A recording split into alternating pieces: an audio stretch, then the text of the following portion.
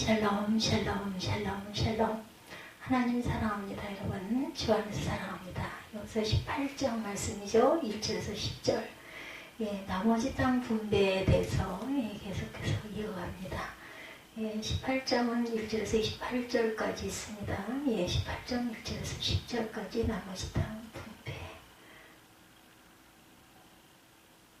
세상에 얻은 사람과 얻지 못한 사람이라 두 종류의 사람들이 존재합니다. 성공을 얻은 사람과 성공을 얻지 못한 사람, 돈을 벌어서 재력을 얻은 사람과 돈을 벌지 못해서 재력을 얻지 못한 사람, 공부를 해서 많은 지식을 얻은 사람과 얻지 못한 사람, 여러 가지 사정으로 공부를 하지 못해서 지식을 얻지 못한 사람들은 다양한 부분에서 얻은 사람과 얻지 못한 사람들이 존재하죠. 오늘 읽은 말씀도 얻은 사람들과 얻지 못한 사람들을 배경으로 하고 있습니다. 모세가 세상을 떠난 후에 여호수아의 인도로 가나안에 들어간 이스라엘 백성들은 여리고 성을 시작으로 여러 성읍을 정복해 나갑니다. 하나님께서 가나안이 완전히 정복되기 전에 여호수아에게 땅을 분배해 줄 것을 명령하시죠. 아직 정복되지 못한 부분이 남아있었지만 땅을 분배하라고 하신 이유는 여호수아가 늙었기 때문에 그가 살아있을 때 땅 분배를 마치기 위함이었어요. 여호수아 13장 1절을 보면 여호수아가 나이가 많아 늙음의 여호와께서 그에게 이르시되 너는 나이가 많아 늙었고 땅을 얻을 땅에 내음 많이 남아있도다 이렇게 말씀하고 있어요. 이때 땅 분배 상황을 살펴보면 12지파 중에서 루벤 지파, 시므온 지파, 므낫세 지파의 절반은 요단강 동쪽에서 이미 땅을 분배받은 후였고 요단강 서쪽에서 땅을 얻어야 할 지파는 9지파와 므낫세의 그 남은 반 절반이었어요. 그런데 땅이 모두 정복되지 못한 상태였기 때문에 제비 뽑기 방식으로 실제로 땅을 분배받은 지파는 유다 지파와 에브라임 지파 그리고 므낫세 지파의 남은 절반뿐이었다고 합니다. 이렇게 되니까 아직 7지파는 땅을 분배를 받지 못하고 있었습니다. 2절에 보니 그러나 이스라엘 자손 중에 그 기업의 분배를 받지 못한 자가 아직도 7지파라 이렇게 18장 2절에 증거하고 있습니다. 그리하여 본문은 이미 땅을 얻은 5지파와 아직도 땅을 얻지 못한 7지파로 나뉜 상태죠. 그래서 땅을 얻은 사람과 얻지 못한 사람으로 나뉩니다. 세상에 온갖 가슴 아픈 사연은 얻은 사람과 얻지 못한 사람의 차이에서 생긴다고 해도 과언이 아니에요. 얻은 사람들은 그 얻은 것을 쳐다보는 기쁨에 도취되어 살기 때문에 별 어려움이 없습니다. 그러나 얻지 못한 사람들은 좌절감이 들겠죠. 이들 얻은 사람들을 부러워하며 좌절합니다. 세상에 얻고자 한 것을 얻지 못하여 슬퍼하는 이들도 너무 많습니다. 그러나 얻으면 행복하고 얻지 못하면 불행하다는 단순 비교가 과연 옳은 것일까요? 깊이 생각해보면 반드시 그렇지만은 않습니다. 세상에 얻었기 때문에 불행해진 사람도 많죠. 재물 때문에 삶의 질서가 무너진 사람들은 차라리 가난했더라면 좋았을 것을 이렇게 동탄하기도 합니다. 권력 때문에 불행해진 사람들은 차라리 평범한 소시민이었으면 좋았겠다 이렇게 말하기도 하죠. 마찬가지로 얻은 사람들은 행복하다는 명제가 언제 옳은 게 아닌 것처럼 언제나 옳은 게 아닌 것처럼 얻지 못한 사람 무조건 불행하다는 명제도 언제나 옳은 건 아닙니다. 오히려 얻지 못하던 불행 때문에 더 깊은 영성과 아름다운 마음으로 진정한 삶을 지켜간 이들도 많아요. 1558년 1월 15일 비쩍 마른 데다가 얼굴은 창백하고 붉은 빛이 감도는 금발을 가진 25살의 처녀가 웨스트민스터의 모습을 나타냈을 때 모든 영국인들은 그녀가 과연 유럽에서 가장 가난하고 어려운 영국을 건져낼 수 있을까 반신반의합니다. 이 처녀의 이름이 다름 아닌 엘리자베스였어요. 그녀의 약점은 볼품없는 외모만이 아닙니다. 그녀의 어머니 앤 불리너 본래 신녀였어요. 그녀의 아버지 헨리 8세는 첫 부인인 캐서린에게서 메리를 낳은 후 이혼했고 앤 불리너를 아내로 삼습니다. 그 사이에서 태어난 엘리자베스는 태어날 때부터 시녀의 딸이라는 그러한 천대를 받습니다. 그녀의 불행은 여기서 그치질 않죠. 겨우 14살이 될 무렵에 어머니 앤 불리는 간통죄로 처형이 되고 그때부터 엘리자베스는 사생아 취급을 받으며 어두운 어린 시절을 보냅니다. 뛰어난 외모도 멋진 환경도 가지지 못한 불행한 처녀가 왕위 계승자로 등장했을 때 영국인들은 못 믿어 했겠죠. 예, 그러나 사람들의 염려는 기우였습니다. 45년에 걸친 그녀의 처세가 끝났을 때 영국은 유럽 최강의 나라로 해가 지지 않는 나라가 될 초석이 탄탄하게 준비가 되었다고 합니다. 그녀는 어떻게 위대한 왕이 될 수 있었을까? 이것을 보여주는 이야기가 있습니다. 13살이었을 때 그녀는 자신의 초성화를 이복원인 메리에게 보냅니다. 초성화의 동봉된 편지에 이렇게 적혀 있어요. 얼굴을 보여주는 것은 창피하지만 마음을 보여주는 것은 결코 창피하지 않습니다. 이 우아한 그림은 세월이 가면 색깔이 바르고 낡아지고 더러워지겠지만 그 마음만큼은 아무리 빠른 세월이라 해도 따라잡을 수가 없고 아무리 빠른 발이라 해도 밟을 수가 없을 것입니다. 예, 불우한 환경에 놓여 있었고 아무것도 얻은 것이 없던 13살 소녀에 불과했지만 좌절은커녕 마음만은 따라잡을 수가 없고 밟을 수 없다는 놀라운 확신을 가지고 있었어요. 그녀는 외모보다 마음, 또 환경보다 마음이 더 소중함을 이미 알고 있었던 거죠. 비록 얻지는 못했지만 마음을 어떻게 가지는가에 따라 삶이 달라지는 것을 알고 있었던 그녀는 역사에 길이 남는 왕이 되었습니다. 비록 얻지 못했지만 자신의 마음을 가꿈으로 기쁘게 살아가는 사람들의 이야기는 우리 주변에도 많이 있습니다. 앞에서 연합집회에서 경험한 이야기, 그곳에 아주 작은 그 교회 교인들이 있었어요. 규모가 있는 교회 성도들이 예배당이나 교육관 지는 일을 자랑하는 맛을 산다면 예배당이나 교육관은 크게 지을 일이 없는 개척교회나 동천교회 성도들은 무슨 기쁨으로 살까요? 그런 교회 목사님들은 어려운 교회를 묵묵히 지켜가면서 받은 은혜와 잔잔한 보람들을 이야기합니다. 이분들의 이야기에서 깊은 감동을 느끼고 예수님 뒤를 따르는 제자의 도에 대한 큰 도전을 받기도 하죠. 나는 많이 얻은 목사인가 아니면 얻은 게 없는 목사인가 저도 이것을 돌아봅니다.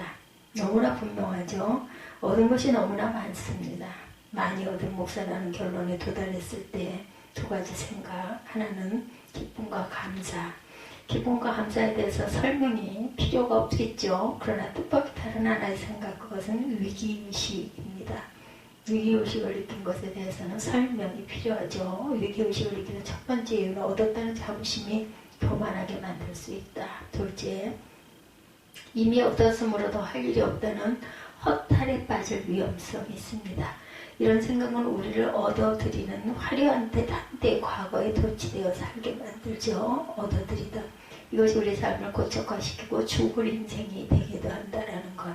그렇다면 이 의식에서 벗어나는 비결은 과연 무엇일까? 그것은 본문에 나오는 아직 땅을 얻지 못한 사람들이 한 일에 대해서 우리가 배우는 것입니다. 본문을 보면 여호수아는 땅을 얻지 못한 7지파를 독려하여 얻지 못한 것을 단식하지 말고 지도를 그리우라고 말합니다.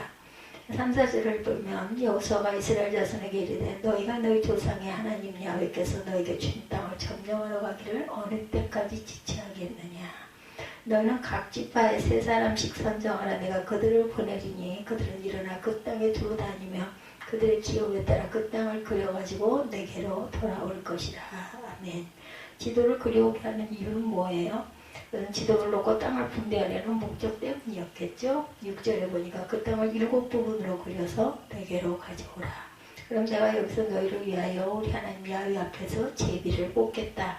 그럼 실제로 어떻게 되었어요? 9절 10절에 보니까 그 사람들이 가서 그 땅으로 들어다니며 성읍을 따라 7부분으로 책에 그려서 실로 진영에 돌아와 여호수아에게 나온 여호수아가 그들을 위하여 실로의 야훼 앞에서 제비를 뽑고 그가 거기서 이스라엘 자손의 분파대로 그 땅을 분배하였더라. 아멘. 땅을 얻지 못한 7지파가 사람을 보내어 지도를 그려올 때 땅을 이미 얻은 사람들은 무엇을 하고 있었어요? 애들은 이미 얻은 땅을 바라보며 아마 흡족해 하고 있었겠죠. 자, 우리는 땅을 얻었으니 정말 다행이야. 봐라. 저 땅들은 얼마나 좋은 땅이냐. 그들은 이미 얻은 것에 심취되어 있습니다. 그러나 이미 얻은 것에 취해서 사는 삶에는 심각한 문제가 있죠. 우선 더 이상의 미래가 없다는 것입니다.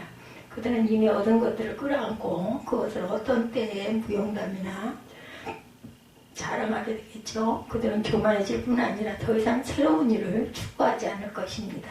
그렇지만 지도를 그리러 가는 사람들의 마음은 달랐겠죠. 그들의 마음은 미래에 가 있었습니다. 비록 지금 지도를 그리고 있을 뿐이지만 그들의 마음은 그 땅을 실제로 정복하여 얻게 될 미래에 가 있었다라는 것. 그들은 얻지 못한 것을 한탄하는 사람이 아니라 미래에 얻을 것을 확신하는 사람들이었습니다. 이렇게 앞에서 얻은 사람과 얻지 못한 사람의 제목을 가지고 말씀을 드리고 있지만 그 중에 얻지 못한 사람이 채로 남아있으면 불행하겠죠. 그러나 자신을 얻지 못한 사람이 아니라 앞으로 얻을 사람으로 변화시킬 수 있다면 그것은 불행하지 않습니다. 가슴이 뜨고 흥분으로 가득 찬 삶을 살게 될 것입니다. 오히려 이미 얻었다고 여기는 사람마다 더 역동적인 삶을 살아가겠죠. 자신을 얻지 못한 사람으로 절대로 방치하지 맙시다. 얻을 사람을 변화시켜서 미래를 향해 나아가십시다. 자신을 얻은 사람으로 여기지 않고 얻을 사람으로 만들어 끝까지 역동적인 인생을 살아가는 분이 바로 사도 바울이기도 하죠. 빌립보서 3장 12절에서 14절에 바울 사도는 다음과 같이 고백합니다. 내가 이미 얻었다 함도 아니요 온전히 이루었다 함도 아니라 오직 내가 그리스도 예수께 잡힌 바 된 그것을 잡으러 달려가노라. 형제들아 나는 아직 내가 잡은 줄로 여기지 아니하고 오직 한 일 즉 뒤에 있는 것을 잊어버리고 앞에 있는 것을 잡으려 표대를 향하여 그리스도 예수 안에서 하나님이 위에서 부르신 부름의 상을 위하여 달려가노라. 아멘. 이 말씀을 고백할 때 바울은 감옥에 있었죠. 하나님이 많은 곳에 복음을 전했고 교회를 세웠고 나이도 많았기 때문에 이제 은퇴를 한다 해도 비방할 사람은 아무도 없었습니다. 그러나 바울은 얻은 사람이 아니라 얻고자 하는 사람, 얻을 사람으로 살기를 결단합니다. 표대를 향하여 끝까지 달려가고자 한 것이 바울의 모습이죠. 앞에서 말씀드린 엘리자베스 1세 여왕도 마찬가지였습니다. 그녀의 자세로 나라가 장차 부강해지자 많은 사람들이 그에게 찬사를 보냅니다. 그러나 그녀는 결코 교만하지 않죠. 자신의 보석 반지마다 생테르 에어뎀이라 새겨넣습니다. 그 뜻은 항상 동일하게입니다. 얘는 자신이 얻었든지 얻지 못했든지 상관없이 늘 마음을 비우고 미래를 향해 언제나 동일한 상태로 살기를 원했던 거죠. 얻을 것 때문에 교만하지 않고 못 얻은 것 때문에 좌절하지 않고 마음의 화폭의 미래를 위한 지도를 그리는 태도는 우리 모두가 가져야 할 태도입니다. 이 말씀을 준비하면서 지도를 그리는 태도로 살아가기로 저도 다짐합니다. 앞으로 이미 얻은 것에 대한 만족이 아니라 제게 남은 시간 동안 하나님께서 주실 가난을 기대하는 흥분으로 살고 싶습니다.